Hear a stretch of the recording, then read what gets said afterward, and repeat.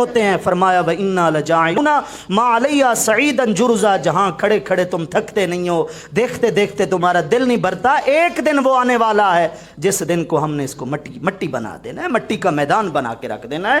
وَتَرَى الْجِبَالَ تَحْسَبُهَا جَامِدَةً وَهِيَ تَمُرُّ مَرَّ السَّحَابِ, یہ پہاڑ جن کو تو سب سے مضبوط چیز سمجھتا ہے, ہلنا تو آپ تصور بھی نہیں کر سکتے, حرکت کرنا تو آپ سوچ بھی نہیں سکتے.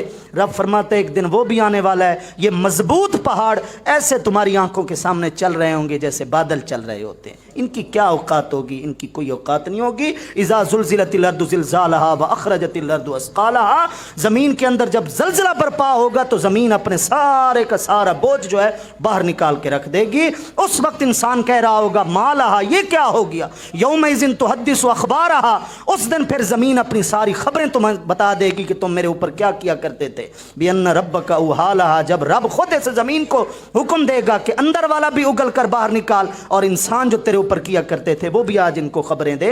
تو یہ وہ نظام ہے جو اللہ تعالی نے اس دنیا کا تعارف کروایا ہے, جس کی خوبصورتی کے اندر ہم منہمک ہیں, مستغرق ہیں, ڈوبے ہوئے ہیں, اور ہمیں اس دنیا کے مقابلے میں آخرت نہیں نظر آ رہی.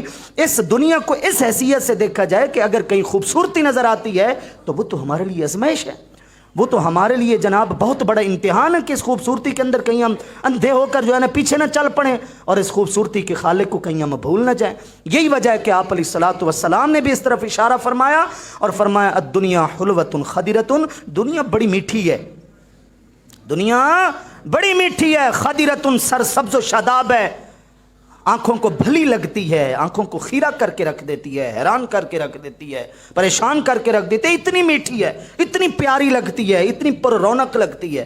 وَإِنَّ اللَّهَ تَعَالَى مُسْتَخْلِفُكُمْ فِيهَا, لیکن اللہ نے جو تمہیں خلیفہ بنایا ہے, اللہ نے جو تمہیں ایک دوسرے کا جانشین بنایا ہے, تمہارے آبا و اجداد اپنے آبا و اجداد کے وارث, وہ آبا و اجداد اپنے آبا و اجداد کے وارث, تم اپنے آبا و اجداد کے وارث. اللہ نے جو تمہیں نسل در نسل بھیجا ہے, فناظر کیف تعملون فیہا, اللہ تو صرف یہ دیکھنا چاہتا ہے کہ اس میٹھی اور سرسبز و شاداب دنیا کے اندر تم میرے لیے کون سا عمل کر کے آتے ہو. اور آخر میں میرے آقا نے فرمایا الا فاتقوا الدنیا, خبردار اس میٹھی اور سرسبز و شاداب دنیا سے بچ کر رہنا. یہ آپ علیہ الصلوۃ والسلام نے بھی تعارف کروایا, اور خود اللہ رب العزت نے جو اپنے محبوب کی تربیت فرمائی ہے نا, اور ہمارے لیے بہت ہے وہ انداز جو اللہ رب العزت نے اپنے محبوب کو خطاب کر کے فرمایا ہے. قرآن مجید کی 20ویں سورت سورۃ طٰہٰ, جہاں 16واں پارہ ختم ہو رہا ہے, آیت نمبر 131 کے اندر ارشاد فرمایا وَلَا تَمُدَّنَّ عَيْنَيْكَ, انداز دیکھنا یار, وَلَا تَمُدَّنَّ عَيْنَيْكَ إِلَىٰ مَا مَتَّعْنَا بِهِ أَزْوَاجًا مِّنْهُمْ زَهْرَةَ الْحَيَاةِ الدُّنْيَا, اے حبیب اپنی آنکھیں اٹھا کر بھی اس کی طرف نہ دیکھیے جو ہم نے ان چند لوگوں کو اس دنیا کی زیب و زینت بخشی ہوئی ہے. ہاں, للچائی ہوئی نظروں سے جیسے لوگ دیکھتے ہیں, کوئی پراڈو پہ جا رہا ہے, کوئی اعلیٰ گاڑی پہ جا رہا ہے کہ جناب ہائے یہ لے گیا اور ہم رہ گئے ہیں. رب فرما رہے کہ حبیب ان کافروں کی طرف جن کے آگے دنیا پھیل کر آئی ہوئی ہے اور وہ دنیا کے بڑے مالک ہیں, آپ اپنی آنکھیں بھی اٹھا کر اس طرف نہ دیکھیں جو ہم نے ان کو چند روز کے لیے نفع دیا ہے. زہرۃ الحیات الدنیا, دنیا کی زندگی کی زیب و زینت خوبصورتی ہے ان کے پاس, یہ کس لیے ہے؟ لنفتنہم فیہ, تاکہ ہم ان کو آزمائیں تو صحیح. یہ تو دنیا اس لیے ان کے اوپر پھیلا دی گئی ہے کہ ان کی آزمائش سخت ہو جائے. لیکن اے حبیب آپ نے ادھر نظر بھی اٹھا کر نہیں دیکھنا.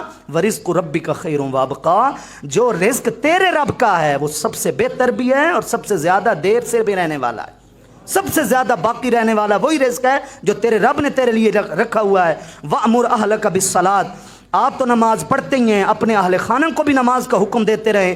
وَاسْتَبِرْ عَلَيَّ, اور اس پر ثابت قدم رہیں, صبر کے ساتھ زندگی گزاریں. لا نسألک رزقا, اے حبیب ہم آپ سے رزق نہیں مانگیں گے, نحن نرزقک, ہم خود آپ کو رزق دیں گے. والعاقبۃ للتقویٰ, بہترین انجام تو تقوی والوں کے لیے ہے, نیک لوگوں کے لیے. یہ بظاہر خطاب آپ علیہ الصلوۃ والسلام کو ہے, لیکن یہ دراصل آپ علیہ الصلوۃ والسلام کے توسل سے خطاب آپ کی پوری امت کو ہے کہ اگر چند لوگوں کے پاس آپ دنیا دیکھیں کہ وسعت کے ساتھ, کشادگی کے ساتھ جناب اس کے پاس دنیا ہے, بل گیٹس دنیا کا امیر ترین آدمی ہے جناب, اور ہم للچائی ہوئی نظروں سے ان کو دیکھتے رہیں اور دل میں ہرس کرتے رہیں, لالچ کرتے رہیں کہ فلاں میرا پڑوسی آگے بڑھ گیا, اس کی کوٹھی بنگلہ آگے ہو گیا تو جناب میں پیچھے رہ گیا. رب اپنے محبوب کو فرما رہا ہے کہ تم نے تو ان چیزوں کی طرف آنکھ اٹھا کر دیکھنا ہی نہیں ہے. تو آپ مجھے یہ بتائیں کہ جس چیز کی طرف اللہ فرمائے کہ حبیب آپ نے آنکھ اٹھا کر بھی نہیں دیکھنا, جس کو نہ اللہ پسند کرے نہ اس کا حبیب پسند کرے، اس چیز کی کوئی حیثیت ہو سکتی ہے؟ جس کے لیے اللہ فرمایا اپنے محبوب کو کہ حبیب آنکھ اٹھا کر بھی نہیں دیکھیں، کیا مطلب؟ اس لائق ہی نہیں ہے کہ تیری پاکیزہ آنکھیں ان چیزوں کے اوپر پڑیں؟ اس کی اتنی کہاں منزلت، اس کا اتنا کہاں مرتبہ کہ تیرے جیسے محبوب کی محبوب آنکھیں ان چیزوں کے اوپر پڑیں؟